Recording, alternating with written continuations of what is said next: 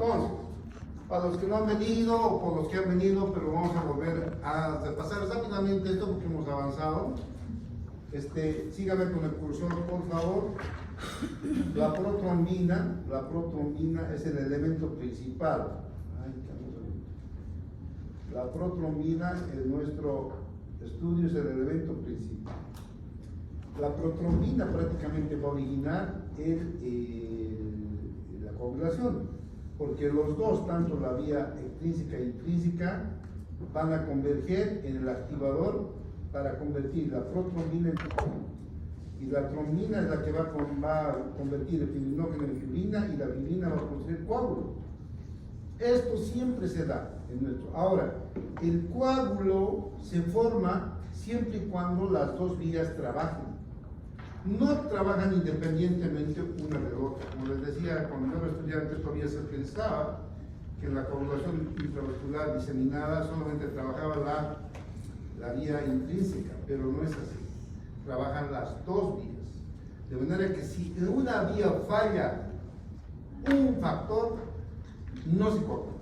Entonces, la coagulación tiene que estar pues 100 puntos. Entonces hay que revisar las dos vías para ver si uno está sangrando. Tenemos que revisar las dos vías. Entonces, un factor muy importante es el origen, la protrombina, que se va a convertir en trombina. Entonces, esta protrombina, que es el factor 2, se crea aquí, en el hígado, a partir de vegetales. Entonces, y el hígado, a partir de la vitamina K, que es la que produce la vitamina K, es un elemento, es un cofactor importante. Sin eso no se producen estos tres factores de la población que son importantísimos, que el que no sabe son módulos, factor 7, factor 9 y factor 10. O sea, y la protrombina, lógicamente, que es el 2, que no lo he puesto porque su nombre no indica protrombina, o sea, no hay forma, ¿no? Pero estos, ¿no es cierto? Fíjense que estamos abarcando la vía extrínseca y la vía intrínseca. Entonces, las dos vías tienen que ver con la vitamina K. Entonces, el hígado precisa la vitamina K para formar la protrombina. Si no hay protrombina, no hay coagulación. Entonces, y si no hay protrombina, puede ser ¿cuándo? Cuando no hay vitamina K. Y les he dicho ya que es muy frecuente, un 60-80% de sangrado en general se da en los niños y jóvenes, porque son los que menos comen verduras y prefieren comer chucherías que al final va depletándose la vitamina K y producen sangrado. Entonces, lo primero, fisiológicamente, que uno conociendo ya la base fisiológica, tenemos que pensar siempre en la vitamina K. Tres factores importantísimos, aparte de la protrombina, ¿no es cierto? Entonces tenemos que colgar intramuscular y con eso solucionamos, ¿ya? Esto es muy frecuente. Epistaxis en general, rara vez es por otra cosa, pero también se da por falta de von Willebrand, también hay cosas así raritas. Aquí tenemos la valoración. Estos dos laboratorios, el tiempo parcial activado, con plastina parcial TPTA y el TP, piden en todas partes. Esto se pide aquí, se pide en los segundos niveles, se pide en Guarayo, se pide donde sea. Es un laboratorio fácil y es tan importante para valorar qué parte de nuestra coagulación está mal. Porque si se dan cuenta, el TPTA, o el tiempo parcial de tromboplastina activado, esto, nos va a ver el factor 8 y el factor 9, que son importantes. Factor de contacto 11 y 12 es poco probable. Estos dos son los que muy frecuentemente se alteran, y todo se altera, no hay coagulación. Y el tiempo de protrombina, cuando no, el factor 7 activado y la protrombina. Entonces, los dos factores podemos ver con el tiempo de tromboplastina parcial activado y el tiempo de protrombina. Y aquí están los entremeses que ustedes van a ver de memoria. Esto es bien pequeñito, cuando pedimos, cuando no pedimos, ¿ya? Bien. Esto es un dibujito que les he traído, que ayer hemos avanzado con el grupo 2, la hemofil, para poder, fíjense, aquí está sangrando, para poder producirse el tapón, ¿no? Primero plaquetario y después el coágulo. Es necesario que los factores de coagulación estén completos. Cuando los factores de coagulación están incompletos, por falta en este caso del factor 8 o el 9, sigue sangrando, no se puede producir el coágulo. Entonces aparecen las personas, estos hematomas, que no son provocados, simplemente aparecen. Se duerme el joven y en la mañana aparece por aquí, por allá. Eso es peligroso. Hay que ver y hay que analizar los factores, las cosas. Y hay que pedir el TP y el TPTA. Y eso no es necesario ser un científico, simplemente es de pasar un poco de fisio y ver qué factor está fallando para que está haciendo semejante sangrado. Entonces estos sangrados pueden aparecer, generalmente se da, como les digo, en los niños y en los jóvenes, pero también esto puede darse. Hay gente que no entiende, se le dice, va al médico, el médico ve algún problema y sucede de que toma aspirina por un año y no les dice a usted y empieza a sangrar. Y ¿por qué estará? Fíjense bien que la aspirina, ese elemento tan sencillo que cuesta, miren, por 10 pesos le da una caja de 100, entonces cualquier persona accede fácilmente. Y yo les digo porque yo me he comprado en el hospital, que he usado por mucho tiempo por el problema cardíaco, me compré una caja y de 100 miligramos, entonces es muy accesible. ¿Qué hace la aspirina? ¿Por qué uno puede sangrar cuando toma aspirina? Porque la aspirina tiene... Es un AINE. Es un AINE, pero funciona ahí está. Es un antiagregante plaquetario. Y cuando uno lo usa diariamente, nos hace un favor. Y cualquiera diría, si es un AINE, ¿por qué no provoca? Bueno, en el estómago un AINE, ¿qué provoca? Inhibe la creación de mucosa gástrica. Prostaglandinas. Inhibe la formación de moco y bicarbonato, ¿eh? Es lo que nos protege. ¿Y por qué si yo tomo aspirina todos los días, he tomado cuántas veces porque tenía que tomar, no me ha dado, todo bien, ¿qué ha pasado? Es un AINE. La dosis tiene que ver. Una mínima dosis de 100, y eso van a aprender el próximo año, no provoca. La COX-1 y COX-2 son dos enzimas. ¿Cuál es la que produce la prostaglandina benéfica? ¿La COX-1 o la COX-2? COX-1. Y la COX-2 la inflamatoria. Entonces, la aspirina a dosis bajas no te va a provocar problema estomacal, pero cuando le haces el problema dosis analgésica tipo de 500 miligramos, 300, ahí ya provoca problemas gástricos graves. Entonces hay que tener cuidado con eso. El próximo año, aprendiendo esto, el próximo año, cuando entre a farmaco, miren, farmacología va a ser para ustedes una taza de leche, porque los fármacos actúan ¿dónde? En la fisiología de nuestro cuerpo. Los fármacos no producen nada, simplemente alteran una función, nada más. Y ustedes van a aprender farmacología que complementa totalmente esto de la medicina. Por eso estamos tratando de ser lo más claros posible, ¿ya? Y entonces, ¿qué hace? Fíjense, aquí les traigo un dibujito. La plaqueta inactiva no tiene pseudópodos, está descansando, es un globito pequeñito. Aquí tenemos plaquetitas que están sin actividad, pero se activa y le sale pseudópodos. Fíjense, aquí ya está con pseudópodos, ¿no? Aquí ya tiene como unos pseudópodos en la membrana que se van a agarrar para taponar este orificio. Entonces, para eso, la plaqueta es activada y forma endoperóxido y tromboxano A2. Formando endoperóxido y tromboxano A2 ya le sale, se activa, le sale pseudópodo. Pero entonces la aspirina, ¿qué hace? Inhibe la activación plaquetaria. Como no le sale pseudópodo, sigue circulando y no se adosa, no produce agregación, no se une con otra, no se agarran entre ellas, no hay. Entonces, una persona que tiene un problema, ¿cuándo se da? Cuando tenemos riesgo de que nuestras arterias se taponen con trombos. Y cuando sucede eso, cuando estamos con riesgo de infarto, todos los cardíacos reciben aspirina. Y como es noble, se puede tomar 100 miligramos todos los días, no pasa nada. Entonces yo tengo varios colegas que toman su aspirina diario. no pasa nada. Estoy hablando de dosis bajas, ¿no? Entonces, uno protege. Aquí les he echado el dibujito, me voy a ver ahorita, aquí, ¿no es cierto? Cuando hay un problema así cardíaco, aquí un trombito y se produce un infarto. Entonces, está para poco, está así circulando la sangre y cualquier rato se va a armar un coágulo. Y empieza siempre con la agregación plaquetaria. Entonces, con la aspirina no pasa nada, circula normal. Y aquí está taponando. Con la aspirina no se forma el coágulo. Entonces, protege. Entonces, para eso es, ¿ya? Entonces, volvamos atrás.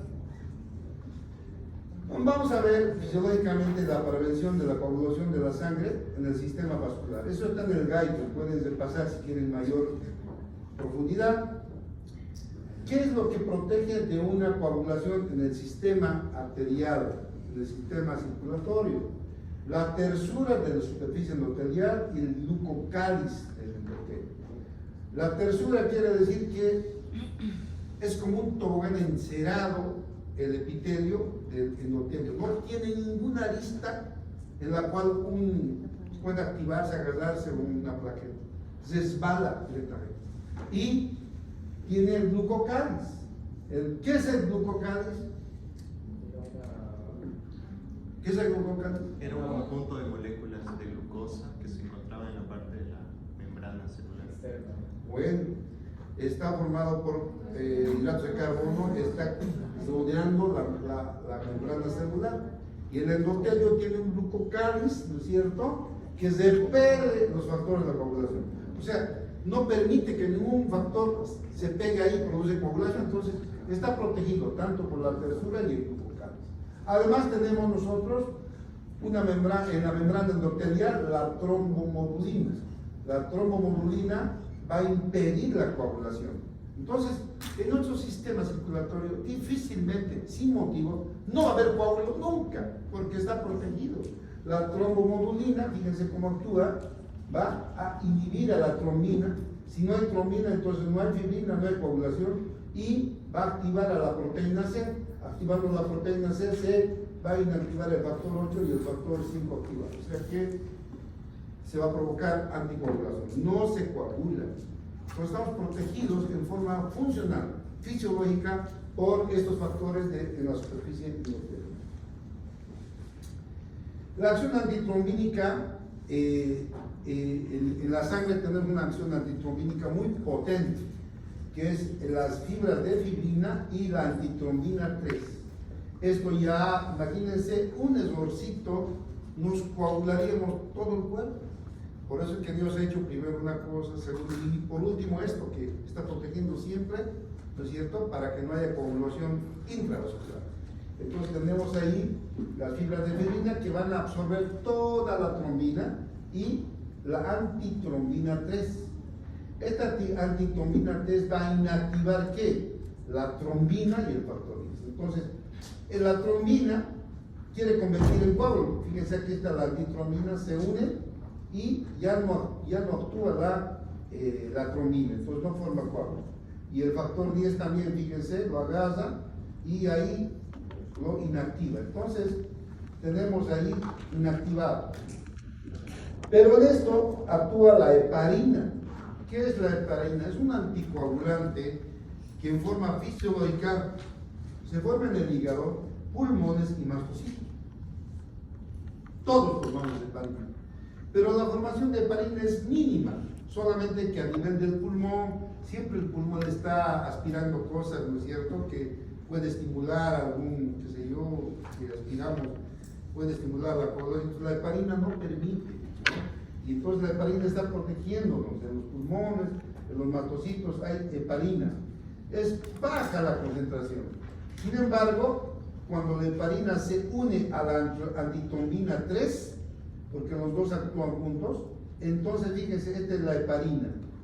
Así solo e inactiva, pero con la heparina más, la inactivación es total. Esa trombina no va a actuar y va a haber una anticoagulación, pero brutal. Se aumenta 100 a 1000 veces la anticoagulación con la heparina. La heparina sola no funciona. La heparina tiene que funcionar con la antitrombina 3. Y nosotros, los médicos, ya han inventado la heparina. Entonces han visto que funciona en nuestro cuerpo, han visto qué es eso, la heparina, lo han visto químicamente y han empezado a producir heparina sintética. Entonces tenemos diferentes anticoagulantes a partir de lo que Dios ha creado nosotros como anticoagulante. La heparina que tenemos poquito, ellos han amplificado de tal manera que cuando una persona que tiene sus venas, qué sé yo, algún varice, se golpea, fíjense, aquí aparece con un golpe una tromboflebitis, empieza a aparecer pues coágulos por el golpe. Y eso, el coágulo va a avanzar ¿dónde? Va a avanzar al pulmón, al corazón, a la cabeza, ¿no? Entonces, fíjense, para que no pase eso, se le da en este caso heparina o enaxaparina, y fíjense, fluye normal y no se produce la coagulación. Entonces tenemos estos anticoagulantes básicos que trabajan, son inventados a partir de lo que nosotros tenemos en nuestro cuerpo, ¿no? Tenemos la enoxaparina, ¿no es cierto? Primero la heparina, ¿no? Ya teníamos nosotros, pero ellos han aumentado y acelera la formación de la antitrombina 3 con la trombina, y sobre eso han inventado la enoxaparina, que se usa mucho ahora, es un producto, ¿cómo le diré? En el COVID ha sido un puntal en el tratamiento para los enfermos, porque en el COVID la persona empezaba a coagular internamente y se moría. Para que no coagule se le ponía la enoxaparina en inyección subcutánea y le salvaban al paciente. Entonces la enoxaparina es un derivado de la heparina, fíjense, actúa tanto como antitrombina, pero también en el factor 10. Entonces inhibe estos dos factores de la enoxaparina. Tenemos la warfarina. La warfarina inhibe la acción de la vitamina K, es antivitamínica K, por tanto no se forma factor 10, factor 8, factor 9 y no se produce coagulación.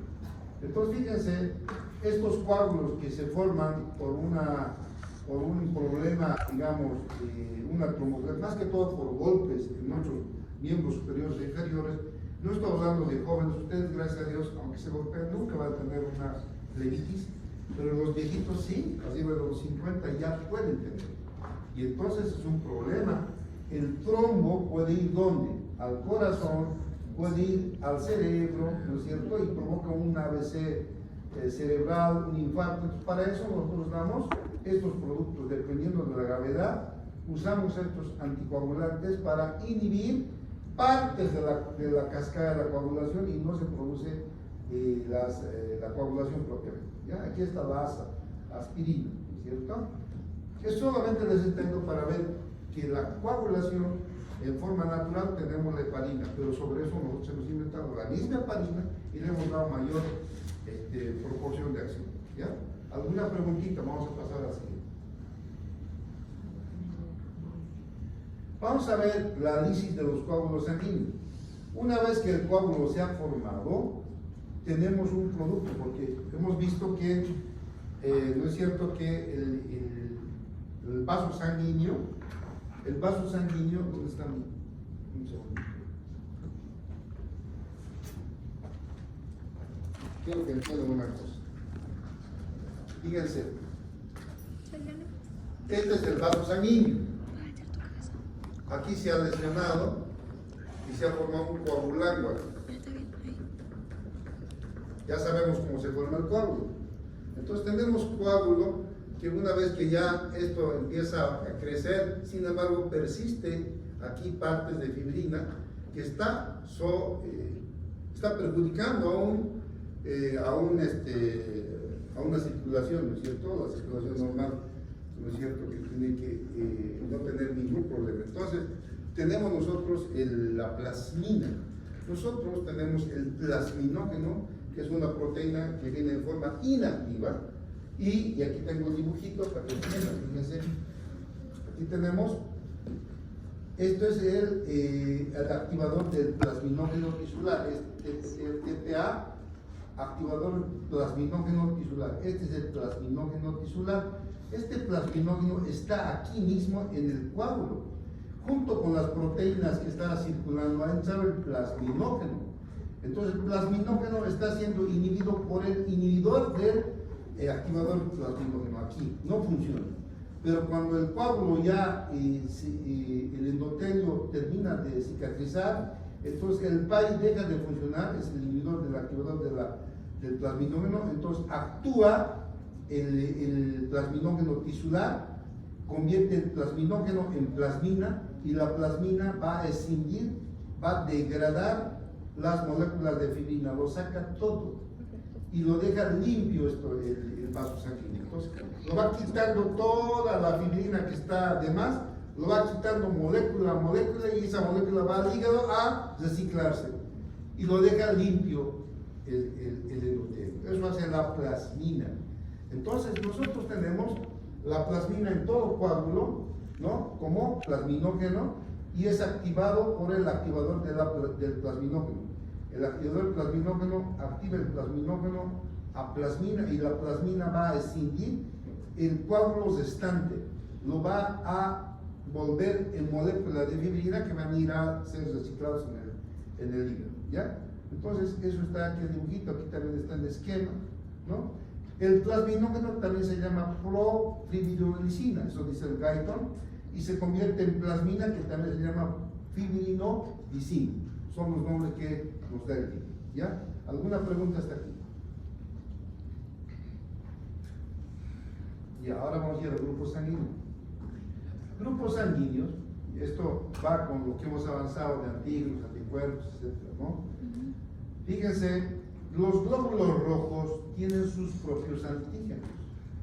Antes, cuando no había transfusiones, no ha faltado uno que empezó a transfundir. Siempre ha habido, ustedes vayan a la historia de la medicina, creo que aquí, no sé si llevan como materia, pero es interesante cómo no faltaba un hombre que bueno, la mujer se moría con la petaca así porque no podía salir de bebé. He dicho, ¿qué tal si lo abro? Y lo ha abierto con cuchillo, ha hecho la primera cesárea en vivo. Y después ya ha empezado, y ha sido avanzando todo en la medicina. Y antes han transfundido, primero han hecho, hay un tipo que ha transfundido en animales y se coagulaba, después ha logrado coagular y se moría. Y luego se han dado cuenta que los glóbulos rojos tienen antígenos en su membrana celular. Entonces fíjense, los glóbulos rojos tienen dos sistemas de antigenicidad, el sistema ABO y el sistema RH. El sistema ABO y el sistema RH. Entonces, ¿qué son estos sistemas de antígenos, sistemas ABO y RH?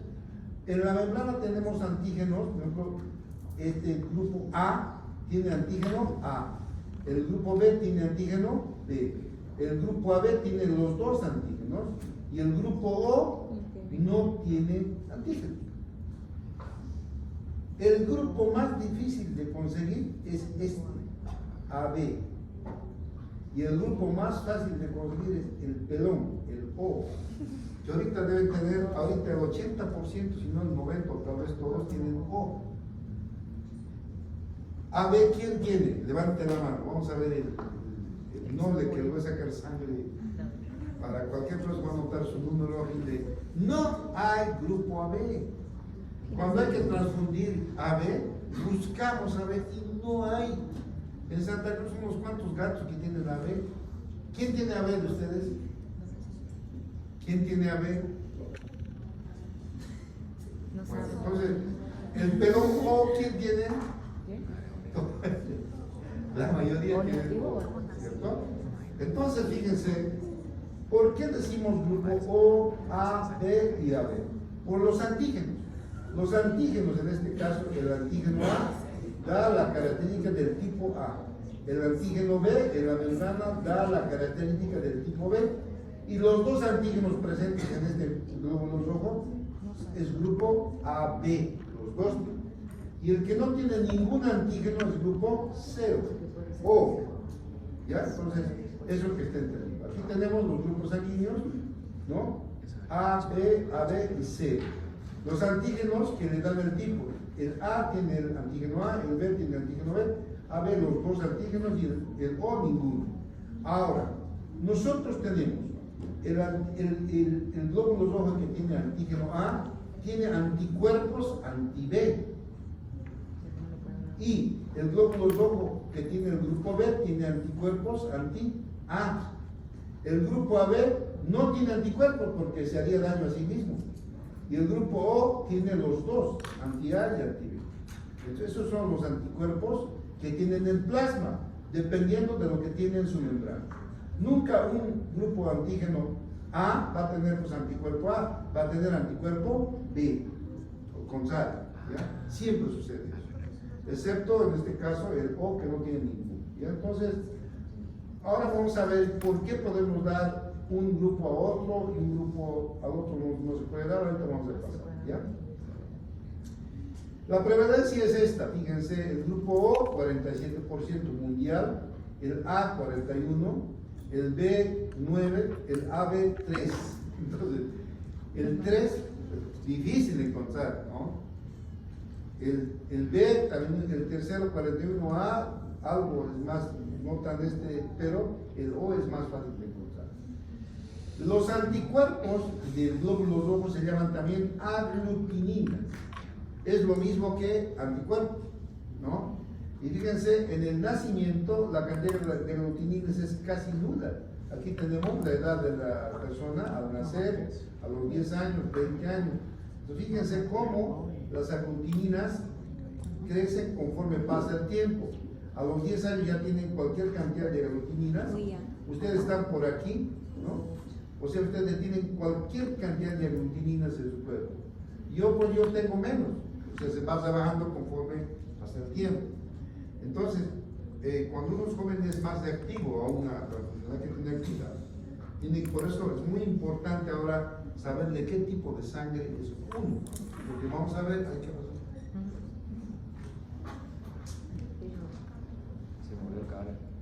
Porque vamos a ver que tiene mucho que ver en los accidentes vasculares que pasan. ¿Ya? Y aquí tenemos los dibujitos, ¿no? Ay, no me estoy tocando nada.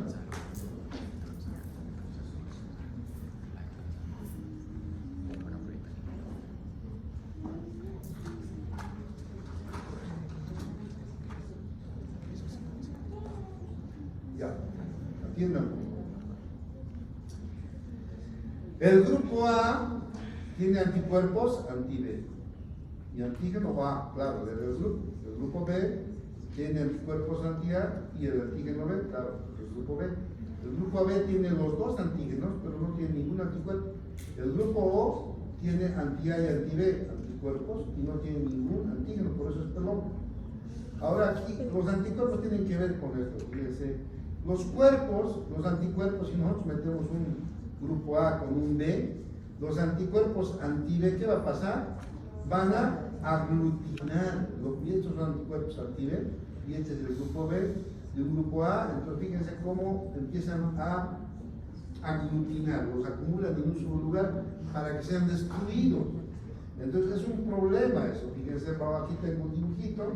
Si nosotros mezclamos grupo A con B, ¿qué va a pasar? Aquí está el grupo A y este es el grupo B. El grupo A tiene anti-B, ¿no? Anticuerpos anti-B. Si mezclamos las dos sangres, entonces el anti-B va a ir al glóbulo rojo, que es el grupo B, ¿y qué va a pasar? Lo va a lisar, se va a reventar el glóbulo rojo. Y como se reviente el glóbulo rojo, se llama hemólisis. Y la hemólisis, ¿qué suelta? ¿Qué suelta al plasma? Bilirrubina. Y la bilirrubina se convierte en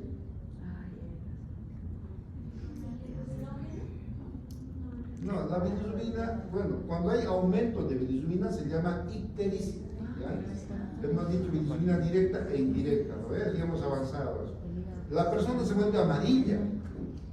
Se vuelve amarilla, ¿por qué? Porque está hemolizando. Por eso cuando una persona a la vez amarilla, pálida y sobre eso con ictericia amarilla, está hemolizando. Está hemolizando. Sus glóbulos están reventando, por eso está amarillo. ¿Qué quieres preguntar? Sí. En caso de que retiremos sangre, por ejemplo, ¿qué podríamos hacer para salvar a la paciente? Lo único que puedes hacer es suspender la transfusión, porque cuando la hemólisis, cuando ese grupo así de A a B, es inmediato. Empieza a tener taquicardia, empieza a tener, el paciente baja su presión, empieza a tener signos de una autoinmunidad severa, se llama hemólisis inmediata, y eso hay que cerrar, hay que darle corticoides, y eso en la práctica no vamos a poder. Hay que darle corticoides, hay que darle, si se ha provocado mucho, hay que hacerle una exsanguíneo, dependiendo si está en hospital. Se puede, pero cuando está en un lugar donde no hay atención, no hay nada. Y todos los que trabajamos, atiendan, todos los que trabajamos en el hospital, siempre hemos tenido uno de estos casos, siempre. Porque vamos a ver que los grupos sanguíneos no siempre es lo que, y ahora vamos a ver por qué, especialmente el grupo RH, ¿no? Y entonces, inclusive con el mismo grupo puede haber reacciones de hemólisis, por eso hay que tener mucho cuidado en la transfusión. ¿Alguna pregunta? Bien, puede haber hemólisis aguda, ¿no? El complemento se activa, revienta y hay hemólisis, o puede haber una hemólisis retardada. Los dos pueden darse dependiendo de si la incompatibilidad es total o es parcial. Eso lo van a ver el próximo año. Por ahí les he mencionado algo para que distingan un poco eso. Aquí tenemos cómo se tipifica el grupo de sangre. Si pongo un grupo A a un grupo A, perdón, si pongo un grupo O, sangre tipo O a un grupo A, no produce nada. O a un grupo B no produce nada, no aglutina nada, no aglutina, vamos a poner aquí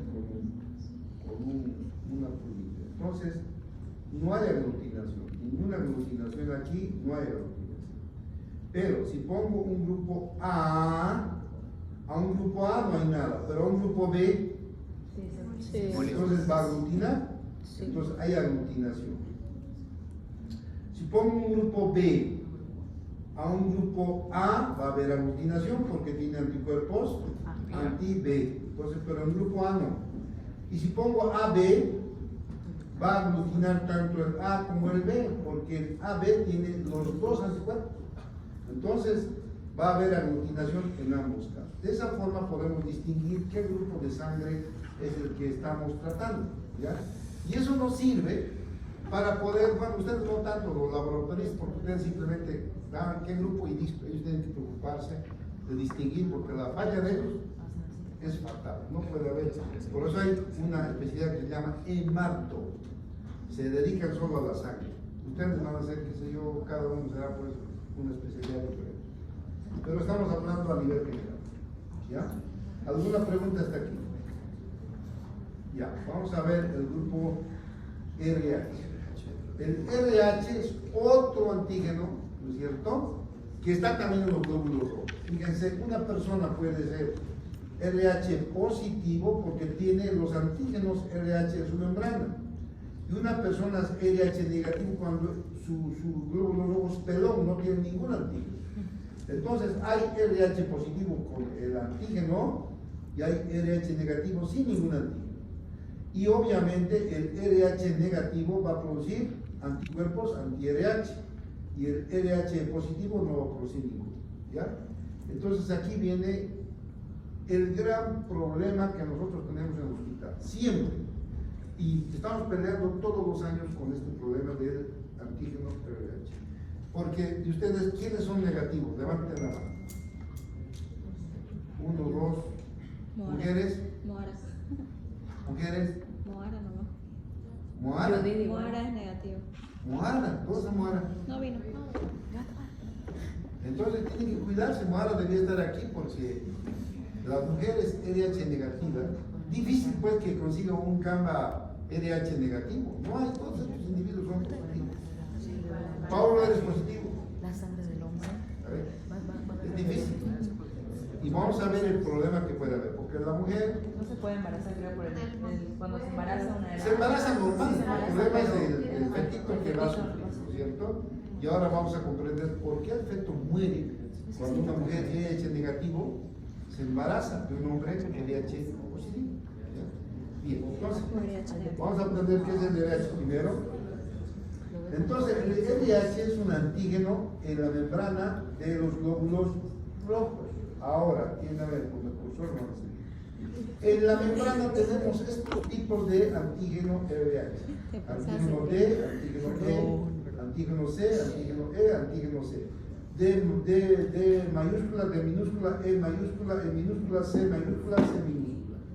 De estos antígenos RH, los más importantes, los que están en el 99% son el antígeno D y el C.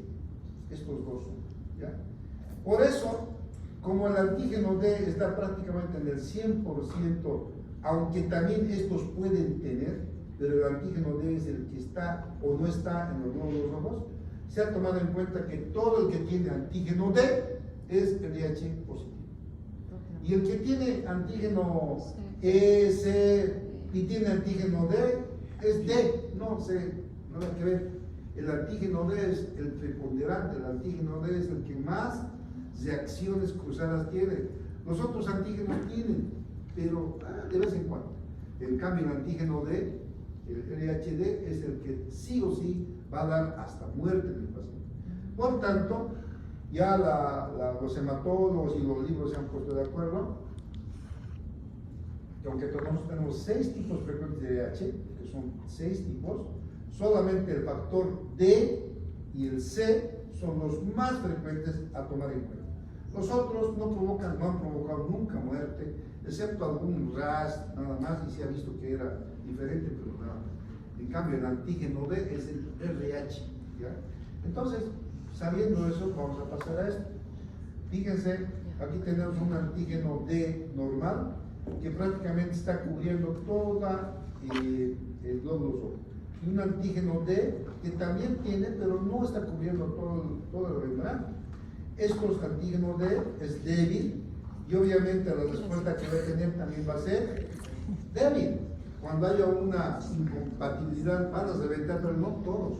En cambio, estos van a dar una insuficiencia fatal. Estos van a reventar una lisis vascular, lisis de glóbulos rojos total, dependiendo del epítopo en este caso, la gravedad cuando hay mezcla de incompatibilidad. Entonces, fíjense, aquí tenemos el antígeno D que nos da el RH y aquí está en forma de cruz negra, ¿no? Entonces tenemos A, RH negativo porque no tiene ningún antígeno RH. En cambio aquí tenemos el mismo A, porque el A es el azulito, es el antígeno del azulito, pero aquí tenemos el antígeno negro, que es el antígeno D, anti-D, que es el RH.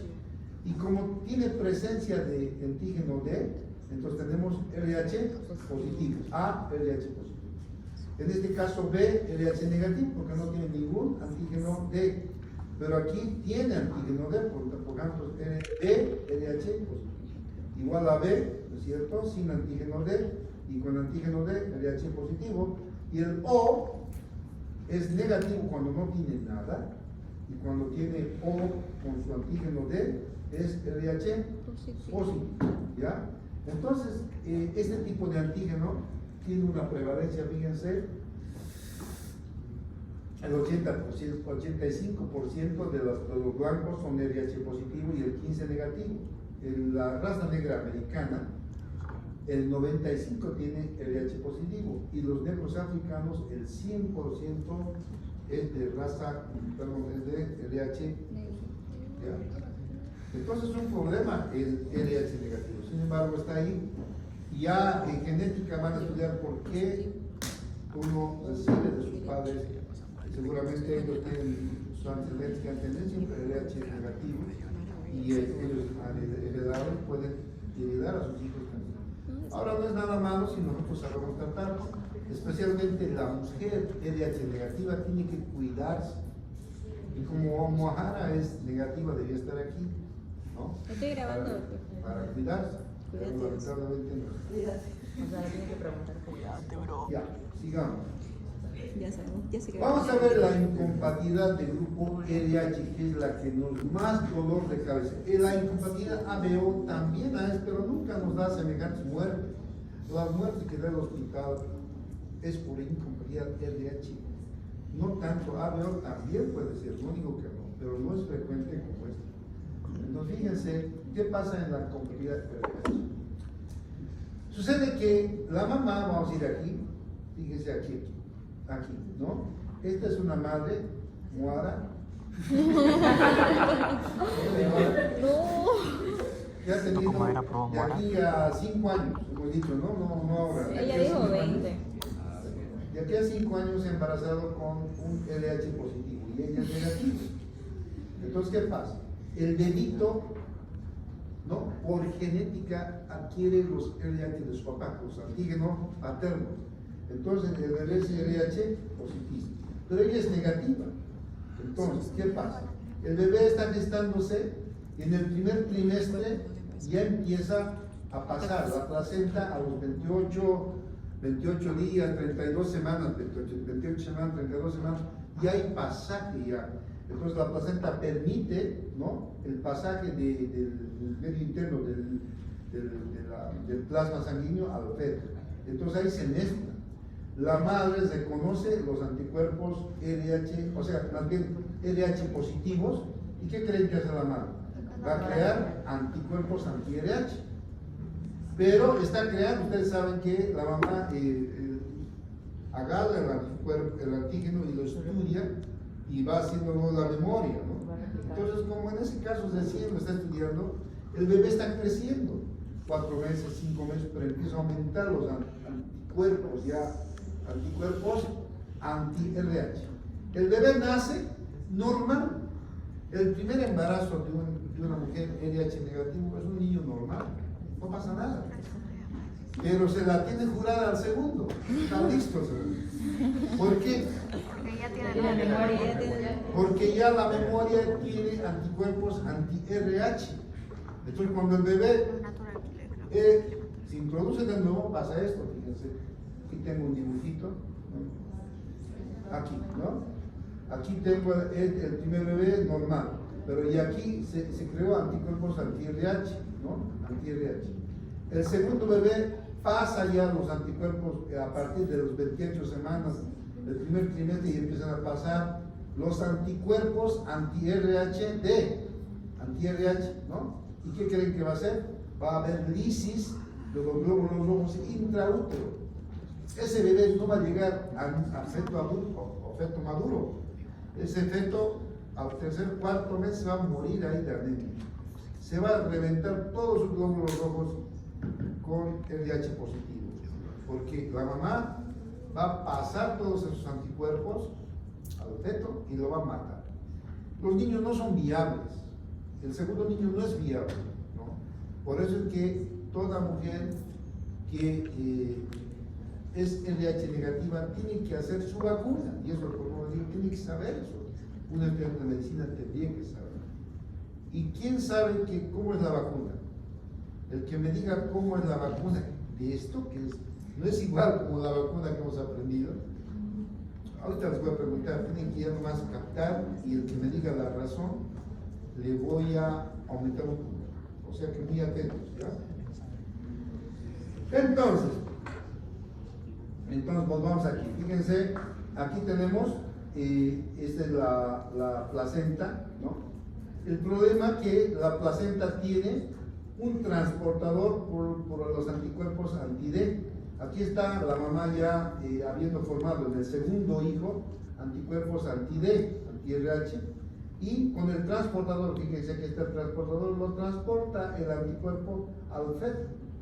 Y adentro del feto, que tiene su glóbulo rojo con anti-D, empieza a perder, fíjense, aquí estaba lleno de glóbulos rojos, se ha alisado, los anticuerpos lo revientan, ¿y qué pasa? Se vuelve amarillo el bebé adentro, intraútero, ya está de 3 meses, 4 meses, muere por anemia hemolítica autoinmune. O sea, el chico se muere intraútero, los mismos glóbulos, los anticuerpos de la mamá entran por la placenta y lo matan. Entonces eso es fatal y eso cada vez sucede. Yo no sé por qué, y yo veo así, o sea, en el alumnado, 1 o 2 personas, pero en el hospital es frecuente. Camas, cualquier cantidad tiene TDAH negativo. Todo el tiempo está con inmunización materno-fetal. Van a ir ustedes a la maternidad y van a ver cómo la gravedad de este caso, ¿ya? ¿Alguna pregunta hasta aquí? Vamos a continuar ahorita y vamos a concluir. Fíjense, atiendan.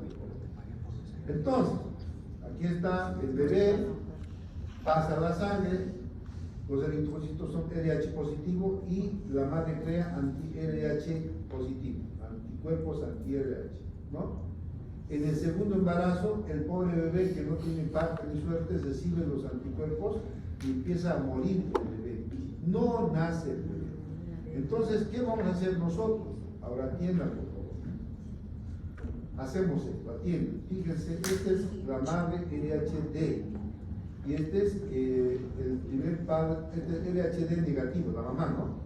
Y este es el primer bebé RHD positivo. Entonces, el bebé ha nacido normal porque no ha tenido contacto, pero ya ha pasado la sangre, su sangre RH positivo, y ha pasado una muestra a la madre. La madre crea anticuerpos anti-D, pero no le alcanza a matar. Él ha madurado y sale de así. El segundo bebé entra, el segundo bebé es RH, pues del mismo papá es el hermanito, pero la mamá ya tiene anticuerpos anti-D. Por tanto, a partir del 28 semana entra el bebé y empieza a matarlo. Y este bebé va a morir, ¿no? Vamos a poner así. El bebé no va a vivir, este bebé va a morir intraútero, ¿no? ¿Y qué hacemos nosotros? Fíjense esto. Esto es el tratamiento. Se llama profilaxis con inmunoglobulina anti-D. El que me diga cómo funciona, le aumento un punto. Un momentito, a ver, primero la mujer, después el garoto. Ya, yo siento que la vacuna tiene que inhibir los antígenos anti-D porque estos son los que tienen la memoria y se han replicado, ya que la mamá en el primer embarazo ha creado anticuerpos. Ya, ¿y cómo inhibe? Va a inactivar lo que debería ser el... ¿Cómo inactiva? Dime, así inactiva.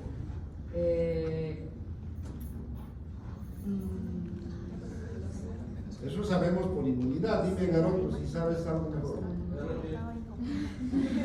Dime, estimado. Dime, Franco de mí. Atienda, por favor. Es que la IgD, o sea, la IgD es producida por los mastocitos y entonces sería más que todo como una inhibición de estas células para que no busquen ese IgD y por ende ya no haya sensibilidad. No. En la profilaxis no es funcional eso. No lo tiene la mujer. Le metemos la inyección. Nosotros le colocamos. No sale los mastocitos, nada. Todo hay anticuerpos anti-D de la mamá. Pero cuando nosotros le hacemos la profilaxis antes de que se embarace y después cuando está en la el primer trimestre también se hace la profilaxis. ¿Qué le metemos? Fíjense ahí, ¿qué le han colocado? Inmunoglobulina anti-D. Anti-D. ¿Cómo actúa la inmunoglobulina D para que no lo mate al bebé? ¿Cómo bloquea? ¿Qué hace? ¿Qué hace? Impide su crecimiento. Impide la replicación. No se crece el anticuerpo. El cuerpo Sí. no se cría el anticuerpo como el chip. No se cree, ya tiene anticuerpos, ¿no? No tienes. Este no. Este no. A ver, mire, ¿No lo estaría inhibiendo por competición? ¿por qué? Por competición, tipo llegar a bloquear antes de que pueda alcanzar al bebé. Bloquea, o sea, fíjense, cuando una mamá, bueno, me gusta que la joven cuando una mamá se embaraza y sabe que es negativa, sabe que va a tener anticuerpos anti-D del bebito porque su marido es positivo y ella es negativa. Sabe, sí o sí va a pasar. Entonces pasa lo que dice la señorita Lía. Y también algo ha dicho el garoto, por favor, a los dos, porque los dos estaban ahí, anotan a los dos de la Lía y a Garotín. Lo que pasa es que se bloquea la formación de anticuerpos. ¿Por qué? Porque le metemos anti-D. El glóbulo, el bebito empieza, no suelta los glóbulos rojos. Más que todo cuando está el bebé ya por nacer, hay un contacto íntimo en el parto, ya sea en la cesárea o en el parto normal. El bebé suelta glóbulos rojos al torrente sanguíneo de la mamá. Esos glóbulos sanguíneos son positivos. Pero nosotros le colocamos anti-D. Entonces el glóbulo rojo sale y nuestro anti-D ¡plup! Lo agarra. Antes de que estimule formación de anti-D. No llega a estimular anti-D. La mamá es como si fuera virgen en el sentido de formación de anticuerpos. No tiene anticuerpos anti-D. Entonces el segundo bebé normal también lo colocamos. Entonces puede tener 2, 3. Mire, yo tengo una familia que ha llegado a tener hasta 5 hijos normales. Conejitos. O sea que no es nada O sea que la mujer que es negativa en este caso y se embaraza, sí o sí tiene que hacer ese tratamiento sí mayor. o sí tiene que hacer. Si la mujer no sabe, está lista.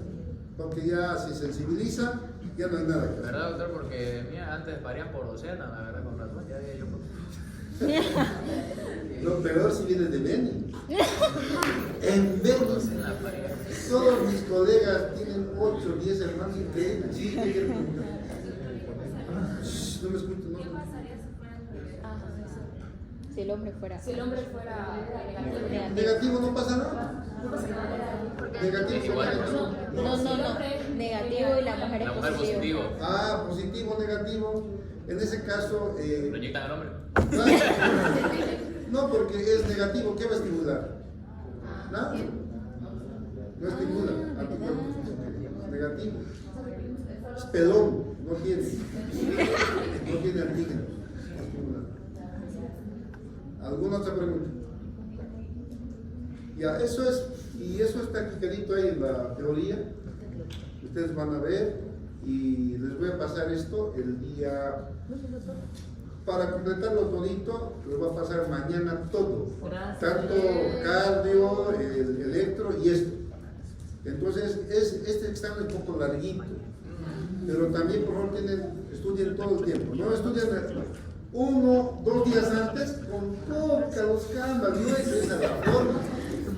Estudien desde el sábado, domingo, ahora, hasta el martes termina. El martes hasta el viernes estudian, terminan. Del viernes al lunes terminan y ya, 3 estudios, no es más. ¿Saben? ¿Listo? Espero buenas notas, por favor. Las notas van a pasar a la joven.